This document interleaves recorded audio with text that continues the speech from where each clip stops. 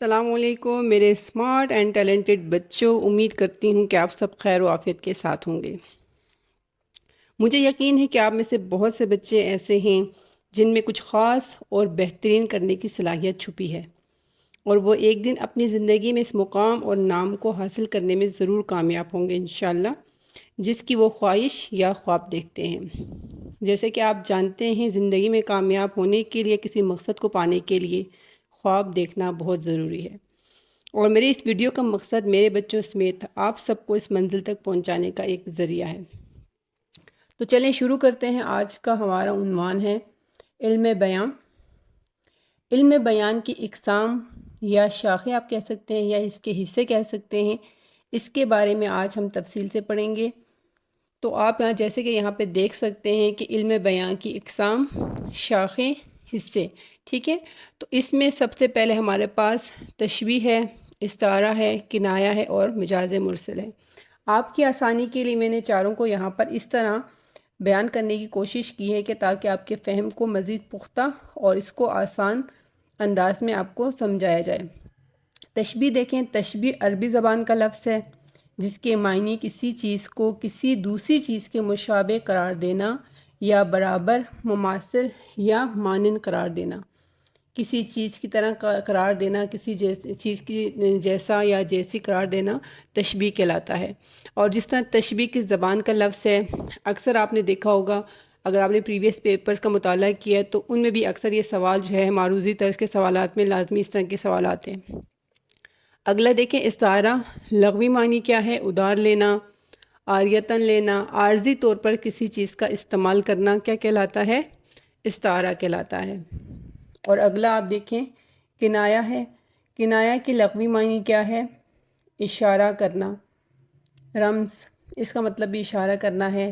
مختلف الفاظ میں نے استعمال کیے ہیں تاکہ اگر آپ کے معروضی سوالات میں یا معروضی جو آپ کو پرچہ جات میں کچھ اس طرح کے الفاظ استعمال ہوتے ہیں تو آپ کنفیوز نہ ہوں، آپ پریشان نہ ہوں، کیونکہ تمام الفاظ میں نے اس لیے آپ کی آسانی کے لیے، آپ کے فہم کو مزید جو ہے پختہ کرنے کے لیے استعمال کیا ہے۔ چھپا ہوا، ٹھیک ہے، راز یا معنی خیز بات یا علامت کے ذریعے بات کرنا، چھپے لفظوں میں بات کہنا کنایہ کہلاتا ہے۔ ان سب کی تفصیل انشاءاللہ فردر باقی ویڈیوز میں آپ کو ساتھ شیئر کروں گی۔ مجاز مرسل ہے۔ لغوی معنی کیا ہے؟ مجاز مطلب اصل یا حقیقت سے ہٹ کر کہنا، مرسل آزاد کیا گیا، رکاوٹ سے ہٹا ہوا۔ اب یہاں ہم تشبیہ کے بارے میں پڑھتے ہیں، ٹھیک ہے۔ تشبیہ کے لغوی معنی کیا ہے یا تعریف دیکھیں۔ تشبیہ عربی زبان کا لفظ ہے جس کا مطلب ہے مشابہت دینا یا کسی چیز کو کسی اور چیز کے مانند قرار دینا تشبیہ کہلاتا ہے۔ اب تشبیہ کے اصطلاحی معنی کیا ہے؟ اردو میں، ادب میں، شاعری میں ہم کس طرح اس کا استعمال کرتے ہیں؟ ادب میں تشبیہ اس طریقے کو کہتے ہیں جس میں کسی چیز کو کسی دوسری چیز سے اس کی کسی خاص صفت یا خوبی کی بنا پر مشابہ یا مماثل بتایا جائے، تشبیہ کہلاتا ہے، ٹھیک ہے۔ اس کے لیے ضروری ہے کہ اس میں کوئی صفت اور کسی بھی خوبی یا خامی کی بنیاد پر ہم تشبیہ دیتے ہیں، یعنی جب کسی شخص، چیز یا کیفیت کو کسی اور سے اس کی مشابہت کی وجہ سے ملایا جائے تو اسے تشبیہ کہلاتے ہیں۔ اب بہت ساری علامتیں ہیں، یہاں پہ میں نے چند ایک بیان کی ہے، جس طرح کہ طرح ہے، جیسا، جیسی، جیسے، ہو بہو، مانند، صورت، گویا، مثل، آسان، یہ وہ حروف ہیں، یہ علامتیں ہیں جس سے ہم تشبیہ دینے کے لیے استعمال کرتے ہیں۔ اب آپ یہ دیکھیں کہ اشعار کی صورت میں تشبیہ کی مثالیں، میں نے کچھ اشعار جو ہے یہاں پر آپ کے سامنے بیان کرنے کی کوشش کی ہے جس میں تشبیہ کا استعمال ہوا ہے۔ میر تقی میر کی جو ہے، میر تقی میر کا جو شعر دیکھیں، نازکی اس کے لب کی کیا کہیے، پنکھڑی ایک گلاب کی سی ہے، ٹھیک ہے۔ تو اب یہاں گلاب کی سی ہے، گلاب سے تشبیہ دی ہے، گلاب کی پنکھڑی سے تشبیہ دی گئی ہے۔ اگلا شعر بھی میر تقی میر کا ہی ہے، میر ان کی نیم باز آنکھوں میں ساری مستی شراب کی سی ہے، ٹھیک ہے۔ یہاں پہ دوبارہ سی کا لفظ استعمال ہوا ہے، شراب کی سی ہے، تو یہاں پر تشبیہ کا استعمال کیا گیا ہے۔ خواجہ میر درد کا شعر ہے، شمع کی مانند ہم اس بزم میں چشمے تر آئے تھے دامن تر چلے، ٹھیک ہے۔ یہاں شمع کی مانند تشبیہ استعمال کیا گیا۔ علامہ اقبال کا شعر دیکھیے، آیا ہے تو جہاں میں مثال شرار دیکھ، دم دے نہ جائے ہستی نا پائیدار دیکھ، ٹھیک ہے، زندگی کی ناپائیداری کو یا زندگی جو ہماری فانی ہے اس کی یہاں پر اس کو جو ہے تشبیہ کی صورت میں ایک شرار کی مثال دے کر یہاں پر اس چیز کو بیان کیا گیا ہے۔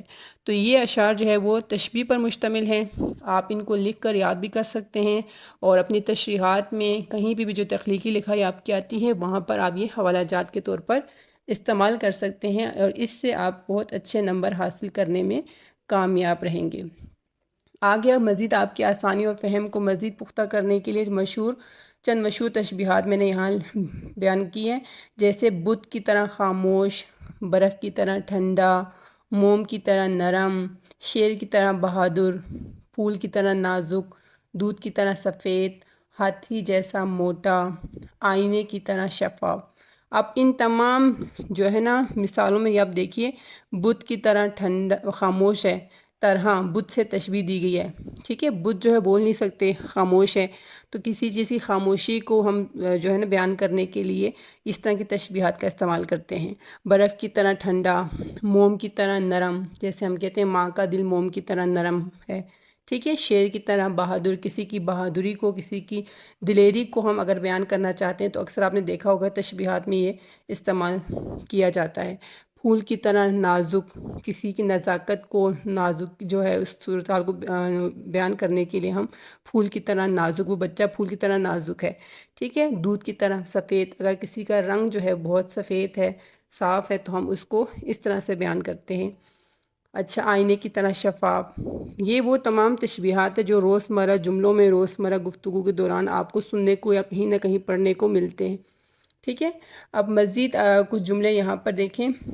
طاہر تو حاتم کی طرح سخی ہے، طاہر کو حاتم سے مشابہت دی گئی ہے سخی ہونے کی وجہ سے، ٹھیک ہے۔ کمرہ آئینے جیسا چمک رہا ہے، مطلب کمرہ بہت صاف ستھرا ہے، آئینے کی طرح شفاف ہے، چمکدار ہے، صاف ہے۔ بچہ چاند کی مانند حسین ہے، وہ بچہ بہت خوبصورت ہے، اس وجہ سے اس کو چاند سے تشبیہ دی گئی ہے۔ وہ شیر کی طرح بہادر ہے، کہ اس کی بہادری کو بیان کرنے کے لیے یہاں پر شیر سے تشبیہ دی گئی ہے۔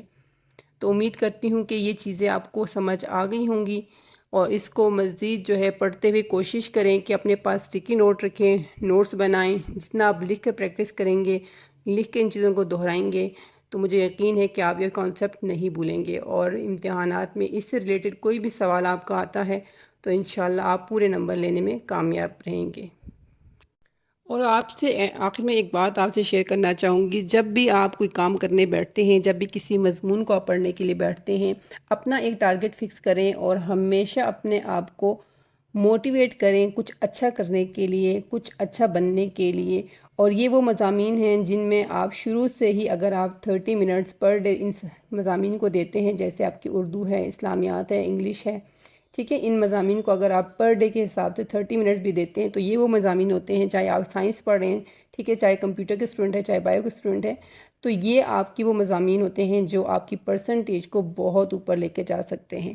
تو ڈیلی کی بیس پہ آپ اس کو اتنا ٹائم دیں اور نوٹس بنائیں، ان تمام قواعد کے جو موضوعات ہیں اور جو عنوانات آپ کے ساتھ میں شیئر کر رہی ہوں، اسٹیکی نوٹ پر اگر آپ کو یاد نہیں رہتا یا یاد رکھنے میں مشکل پیش آتی ہے تو نوٹس بنا کر اپنے پاس محفوظ کر لیں، تو انشاءاللہ آپ آرام سے ان مضامین میں بہت اچھے مارکس لے کر اپنی اوور آل پرسنٹیج کو بہت بڑھا سکتے ہیں، ٹھیک ہے بیٹا۔